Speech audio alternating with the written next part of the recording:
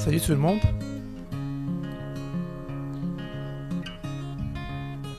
Alors, dans cette vidéo, nous allons voir ensemble on va voir ensemble le dialogue de stylos et de couleurs.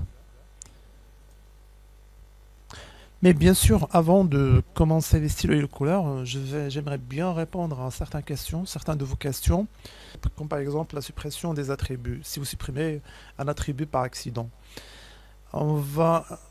d'abord on va créer un attribut de ligne. Je vais essayer de créer ma propre ligne.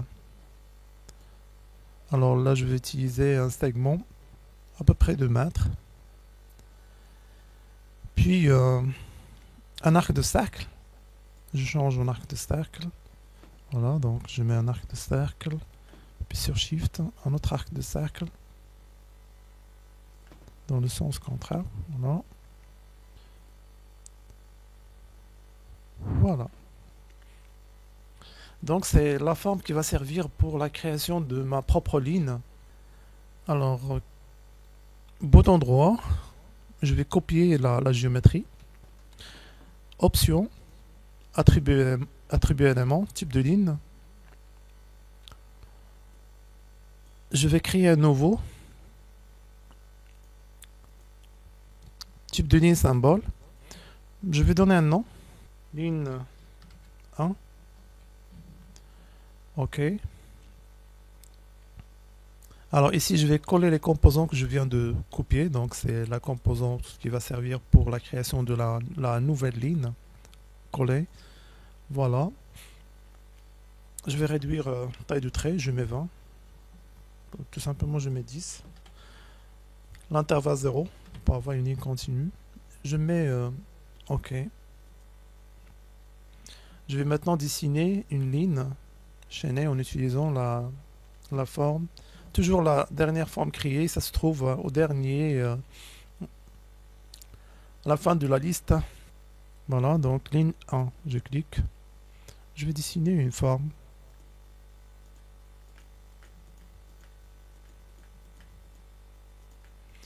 Alors, qu'est-ce qui se passe si je supprime... Par accident, on a supprimé l'attribut ligne 1. Option, attribut élément, type de ligne. Ligne 1, je vais l'effacer. Alors, si vous effacez type ligne 1, vous avez deux choix, soit d'effacer définitivement, soit de supprimer et remplacer par une ligne. D'abord, je vais supprimer et remplacer par une ligne, par exemple la ligne discontinue, ou bien ligne continue, remplacer par. Lorsque vous mettez OK, vous voyez que la ligne, votre propre ligne est supprimée et qu'elle a été remplacée dans tout le projet par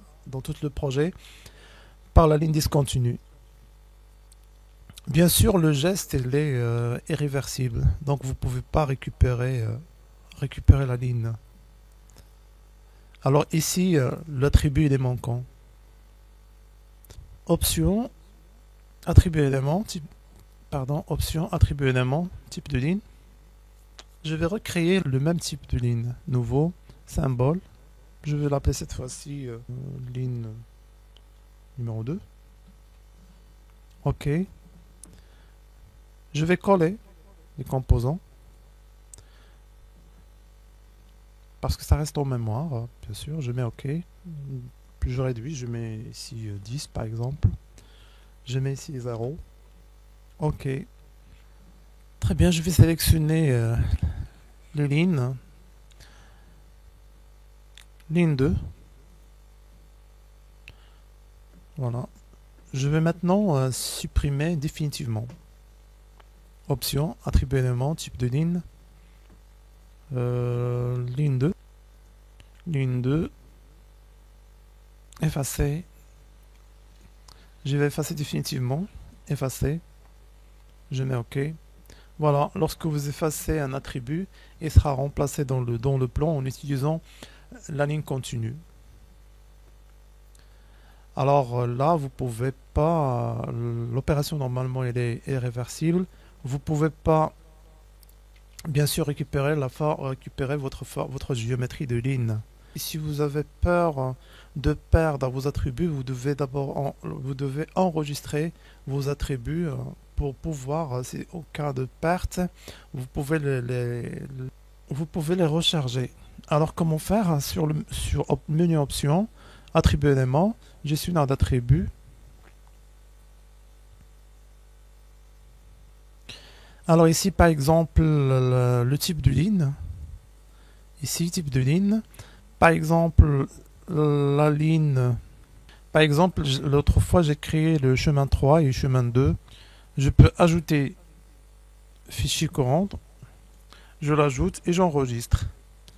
D'accord, j'enregistre sur le disque dur. Save. Et bien sûr, si en cas de perte, vous pouvez exporter votre fichier. Mais c'est l'unique solution si vous voulez récupérer bien sûr vos attributs manquants. Donc il faut faire une sauvegarde des attributs avant de commencer à supprimer ou ajouter ou supprimer des attributs. La première question. La deuxième question, c'est que est-ce que vous pouvez utiliser la baguette magique pour la ligne symbole. Alors par exemple, je vais dessiner un chemin. Je mets sur autre, je mets spline. Je vais créer un chemin.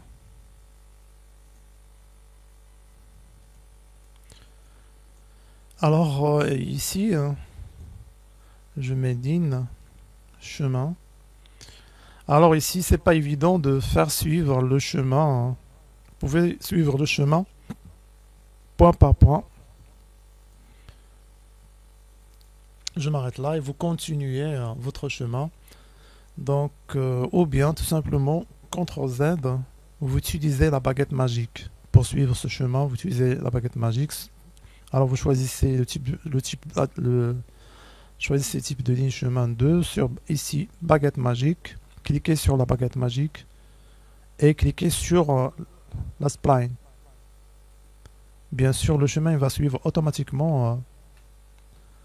La spline. Mais le problème, c'est que suit la spline depuis le milieu.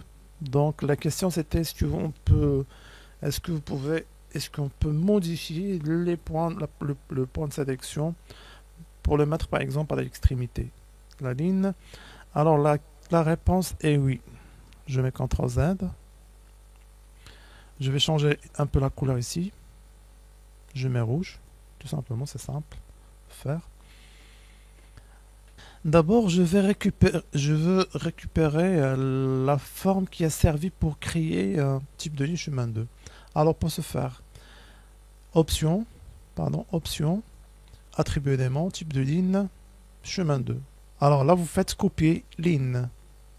Donc si vous copiez les lignes, c'est-à-dire vous copiez la composante qui a servi pour faire le type de ligne chemin 2. Copier. Et vous fermez. Alors là, bien sûr, il faut faire très attention. Avant de faire copier, là, le type de ligne doit être continu. Je mets coller. Je vais déplacer la forme ici. Je clique pour désélectionner. Alors, le point d'origine, c'est lui qui juge le point de sélection, l'endroit du point de sélection de la ligne. C'est-à-dire, alors soit que vous travaillez en utilisant l'origine absolue, soit que vous utilisez tout simplement l'origine relative. Très bien. Donc, je vais essayer de mettre l'origine relative à l'extrémité ici. Donc, soit aller sur définir origine relative, cliquez, ou tout simplement utiliser le raccourci clavier Alt-Maj. Donc, mettez le curseur à un endroit, intersection par exemple. Lorsque le curseur devient sous forme de marque, Alt-Maj, il met le Alt-Maj, vous avez l'origine relative dans ce point. Mais moi, je vais mettre l'origine relative ici. Je mets le curseur ici, curseur sous forme de marque Alt-Maj, et et l'origine relative se place ici. Je vais maintenant sélectionner la forme en appuyant sur Shift, sélectionner toute la forme et copier. Bouton droit, copier, menu option, attribut élément, type de ligne. Je vais créer maintenant une nouvelle ligne, symbole bien sûr, que je vais appeler chemin A. Je mets OK. Et là, je vais mettre coller composant. Voilà, composant est collé, chemin A. Bien sûr, je mets uniquement 15 par exemple, 10. Je mets un intervalle de 0. Je mets OK. Je vais supprimer maintenant la forme, ça ne sert plus à rien. Je vais prendre la ligne chemin A3, chemin A. Voilà. Et je vais essayer de suivre la forme. Alors, soit que vous suivez la forme maintenant, regardez que le chemin, il se dessine depuis l'extrémité et pas depuis le milieu. Mais bien sûr, vous pouvez soit suivre, je mets CTRL Z, ou bien utiliser la baguette magique. Alors la baguette magique, soit vous utilisez la baguette magique ici, sinon appuyez sur la barre d'espacement et cliquez sur la spline. Voilà, vous voyez le chemin essuie la spline, mais depuis l'extrémité. Alors j'espère que c'était la réponse à la question. On va passer maintenant pour définir les stylos et les couleurs. On va ouvrir un nouveau fichier Archicad. On va afficher la boîte d'options de l'outil Line. Alors les paramètres généraux, palette de stylos et couleurs. Ou bien, dans la barre, dans la palette d'informations, stylos et couleurs ici, donc une palette de couleurs qui contient 255 stylos. Alors c'est là où vous allez procéder au réglage de vos stylos, donc vous réglez la couleur et l'épaisseur. Mais avant de procéder au réglage de la couleur et l'épaisseur, on va d'abord définir la palette de couleurs. Il y a 255 stylos présentés sur cette palette. Le numéro d'index est indiqué par leur position. Par exemple, 1, stylo 2, 3 et 4, 5, jusqu'à 255. Donc 255. Tous les stylos, ils sont modifiables. Vous pouvez modifier la couleur, modifier l'épaisseur et modifier le nom du stylo et de la couleur. Avant de commencer à modifier, on va expliquer d'abord la palette de couleurs. La palette de couleurs contient des colonnes et des rangées. Chaque colonne porte un nom. Alors les colonnes déterminent les outils type d'éléments ou bien des fonctions Archicad, alors que les rangées, les fonctionnalités de la ligne. La partie en bas, c'est une partie personnalisable. Donc si vous voulez personnaliser des stylos et des épaisseurs, alors vous devez la personnaliser ici. Alors que la partie en haut, c'est réservé pour les fonctionnalités et les outils d'Archicad. Chaque colonne a cette couleur de la même gamme. Donc cette couleur, par exemple, la colonne des ouvertures contient cette couleur de la gamme marron. Les objets, par exemple, cette couleur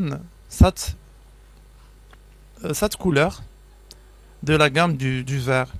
Bien sûr, chaque couleur et chaque épaisseur est affectée à un élément Archicad.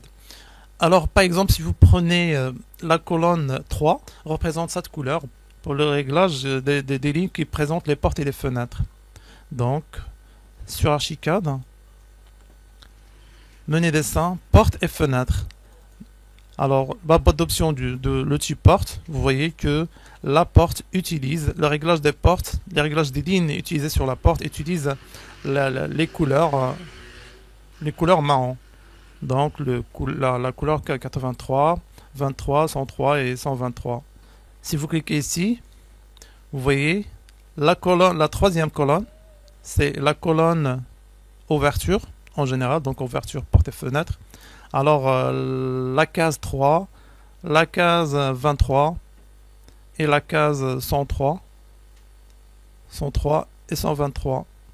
Donc déjà utilisé pour présentation du porte en plan et en coupe.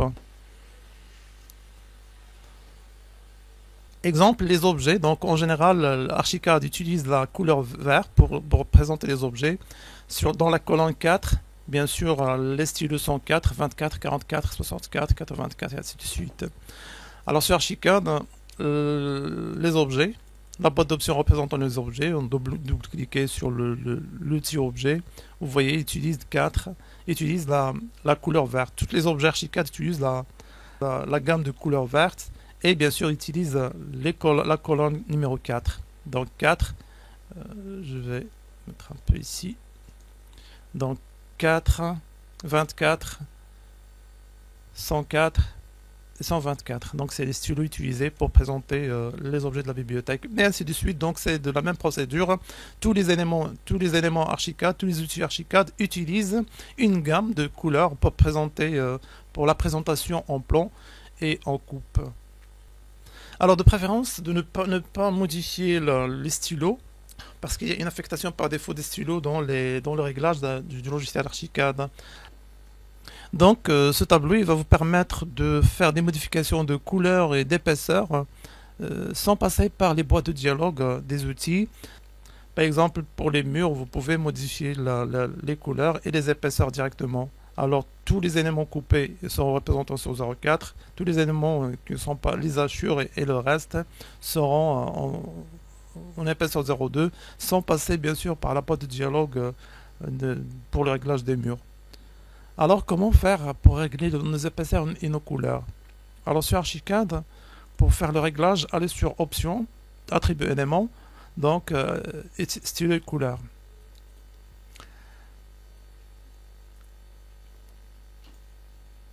Archicad est livré avec un jeu de stylos, plusieurs jeux de stylos. Alors on a souvent besoin de pouvoir créer des sorties du même modèle en plusieurs versions, en utilisant chaque fois des couleurs ou des épaisseurs de traits différents. Alors pour répondre à ce besoin, Archicad est livré avec plusieurs jeux de stylos prédéfinis. Voilà, donc vous pouvez passer d'un jeu de stylo à un autre. Alors le jeu de stylo par exemple, vous pouvez dessiner le plan en utilisant des couleurs, mais bien sûr pour l'impression vous utilisez une palette de couleurs noires. Donc au lieu de procéder au réglage de chaque élément, de régler chaque outil à part, alors les jeux de stylo vous permettent de faire un réglage général pour tous vos stylos, de tous les éléments, tous les outils d'Archicad. Les jeux de stylo, bien sûr, font gagner beaucoup de temps pour la modification des couleurs et la modification des épaisseurs de stylo. D'accord, donc ici 0 représente l'épaisseur minimum. Il est représenté sur Archicad avec une épaisseur de 1 pixel. Mais bien sûr, sur les sorties imprimées, ça diffère d'une imprimante à une autre. Je vais prendre par exemple le stylo, je mets 169, je mets 0,2. Le stylo en bas, je mets 0,3. Et ici, je mets un stylo de 0,4. Je mets ici un stylo de 1 mm. Je vais essayer de dessiner en utilisant le stylo numéro 149, 169 et 189, 209 et 229. Je commence par le stylo 149. Je mets OK. Je dessine une ligne. Documentation, ligne chaînée. Je dessine Shift R, 5 mètres. Voilà. Je vais utiliser maintenant donc 149, 169. Je clique et je dessine en utilisant Shift R, 5, entrée.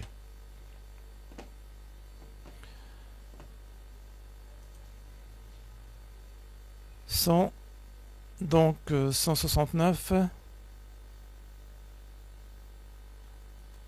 189, Shift R, 5, entrée. J'utilise 209, Shift R, 5, entrée. J'utilise 229, Shift R, 5, entrée. Et enfin, donc, Voilà. Les traits, l'affichage, sur l'affichage, elle est représentée en épaisseur minimum, c'est-à-dire représentée à une épaisseur de 1 pixel. Pour afficher l'épaisseur réelle, vue, sur le menu vue, option vue écran, épaisseur de ligne réelle. Ou bien tout simplement utiliser le bouton droit, sans rien sélectionner, épaisseur de ligne réelle. Donc vous pouvez désactiver et activer l'épaisseur réelle. Je vais dessiner une forme en utilisant la couleur noire.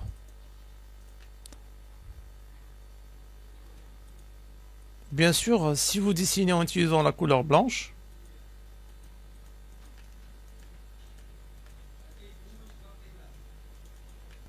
sur l'écran, ça n'apparaît pas sur l'écran, mais vous pouvez sélectionner quand même. Alors, si vous voulez imiter le fond du logiciel AutoCAD, allez sur Menu Vue, grille et option de plan d'édition, grille et fond, couleur de fond, double-cliquez, sélectionnez une couleur noire, OK. Lorsque vous mettez OK,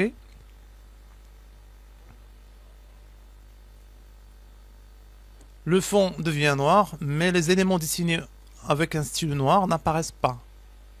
Bien sûr, pour faire apparaître les stylos foncés sur un fond noir, vous devez procéder à un réglage. Menu Options, préférence, environnement de travail, option écran. Alors il faut cocher la case ajustement automatique visibilité couleur de stylo pour vue modèle. Voilà, je mets OK. Voilà maintenant les couleurs noires. Toutes les couleurs noires ils sont présentées avec une couleur blanche. Mais à l'impression, vous allez imprimer en utilisant les couleurs qui se trouvent dans la palette. Lorsque vous utilisez un fond noir, les couleurs foncées sont présentées avec une couleur plus claire. Menu vue, gris, option de plan d'édition, gris et fond. Je remets le fond en blanc, donc sur Archicad, de préférence de travailler sur un fond blanc.